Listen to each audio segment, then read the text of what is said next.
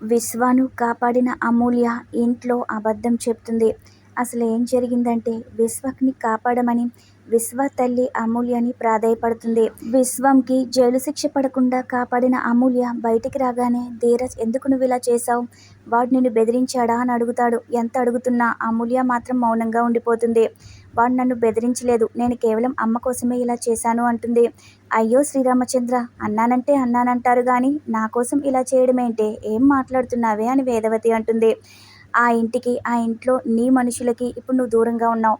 ఇప్పుడు ఆ విశ్వాన్ని నేను జైలుకి పంపిస్తే శాశ్వతంగా నువ్వు ఆ ఇంటికి దూరం అయిపోతావమ్మా. అందుకే నేను వాడు దుర్మార్గుడైనా సరే కేసు వాపస్ తీసుకున్నాను అంటుంది. నువ్వు మంచి పనే చేశావు, కానీ వాళ్ళు అంత మంచిని తీసుకునే టైపు కాదు కదమ్మా అని రామరాజు అంటాడు. మనం చేతకాకి కేసు వాపస్ తీసుకున్నామని విర్రవీగుతారు.